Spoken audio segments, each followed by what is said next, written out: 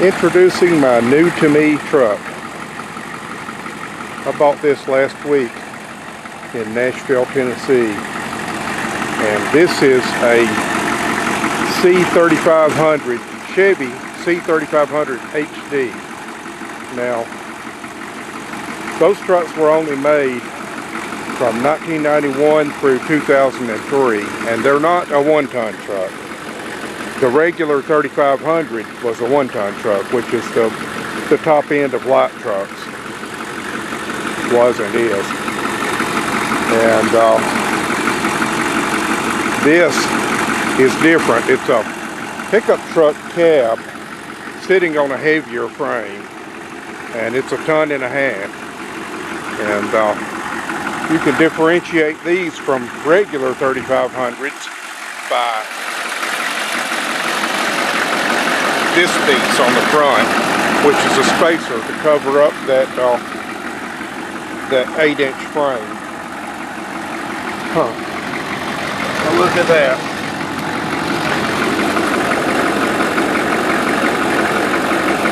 .45 auto. That looks shootable. So anyway, GM still builds what they call a 3500 HD, but after 2003, from 2003 to present, the 3500 HD is just a one-ton truck. So if you were going to try to buy something like this today, you wouldn't buy a 3500 HD, you'd buy a 4500 HD, because this is the same size, same weight classification and everything as the current 4500 HD. Anyway, I didn't know about these until fairly recently. I read about them because I was kind of looking for a decent truck for, you know, at least a one-ton to replace my F350 for hauling my camper, because I still have the F350, but I no longer really consider it reliable enough because of a couple of little problems I've had with it to take off on long trips. So I'm still going to keep it. That's the plan anyway, because it was my dad's truck. So I intend to keep it and use it for just, you know,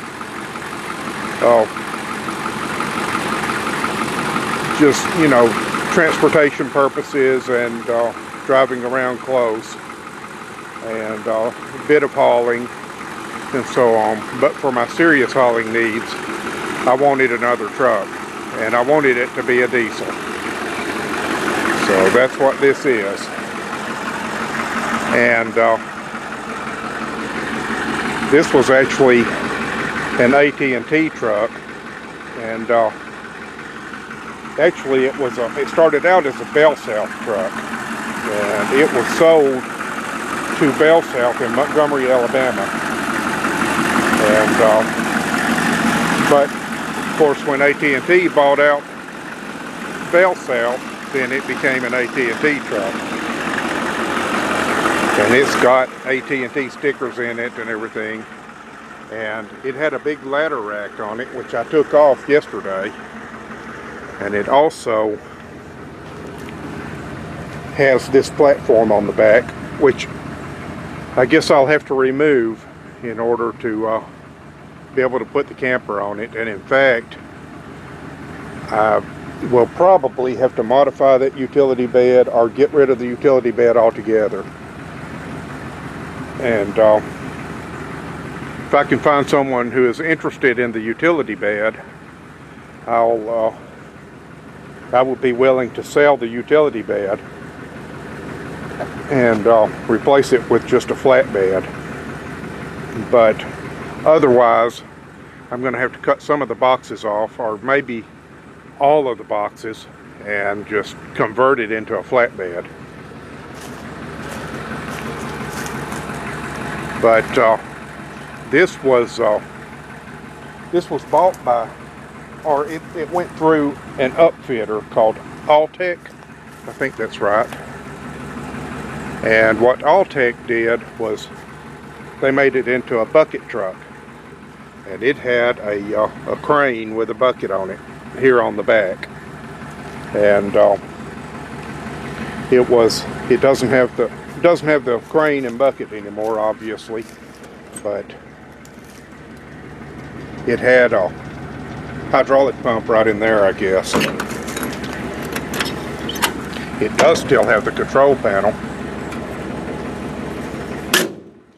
which I can use those switches. I'll take them out of there, take the box out, but I'll use the switches for other purposes. And it's got this, well, anyway, 6.5 foot long box, which I've started removing, but haven't completed the job yet. But that would also be in the way. I mean, I could put the camper on it, but it would be offset too far to the left if I did. So therefore, whether I take the boxes off this or not, I got to take that box out. But yeah, Alltech is an upfitter who got these from GM as cab chassis trucks, and then put the utility bed and the hydraulics and the crane and everything on it. And so they still do that. But I've seen a lot of these since I found out about them as wreckers, tow trucks, rollback trucks, which is another form of tow truck,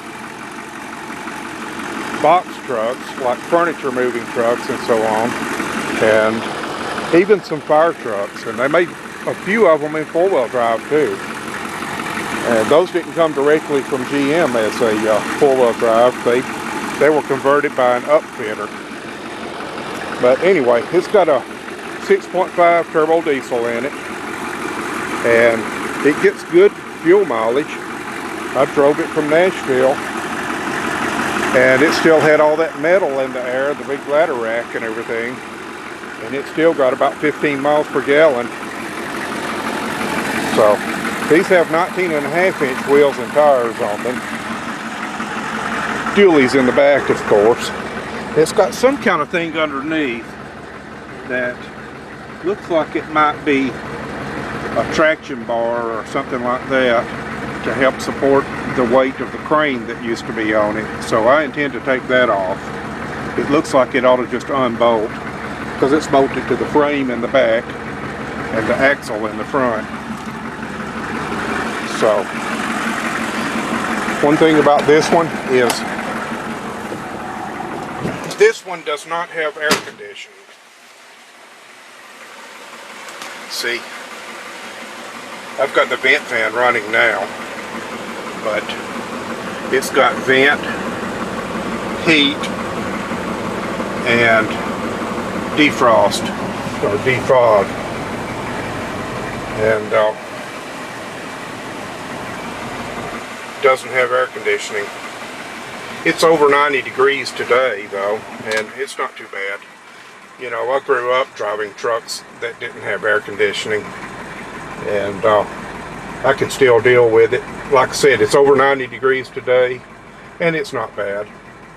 But I do intend to put air conditioning in it, and what I plan to do is put an aftermarket underdash air conditioning unit in it. Those are readily available, and in reality, it probably won't cost any more to do that than it would if it had the original air conditioning, but did not have or was non-functional and needed to be rebuilt, because that can run into a lot of money.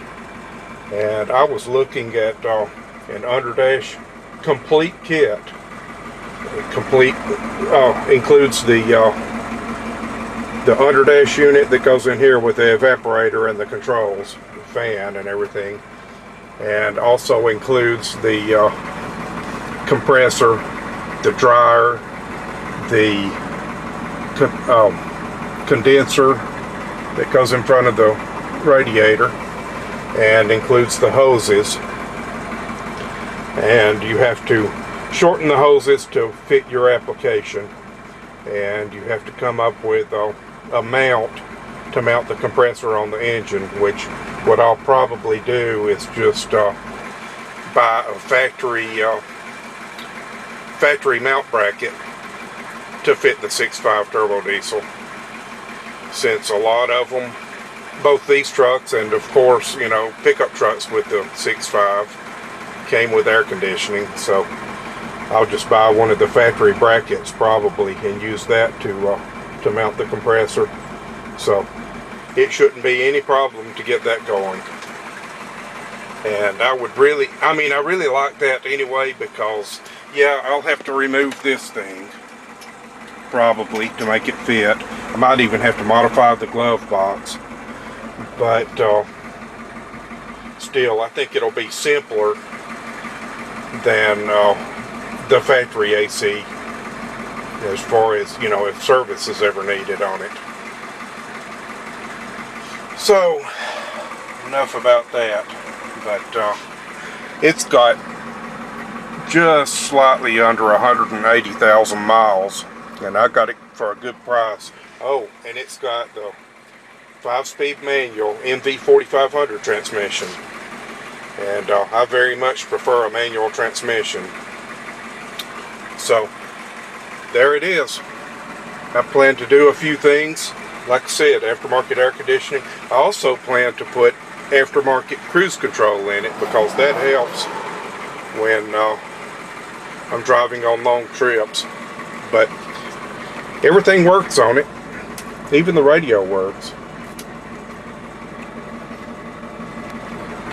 So just a little aside though, I was driving through Nashville traffic after I picked it up on my way home, and I had the thought that, you know, a lot of these things were made into wreckers, and there are probably a lot of them still out there running around being used.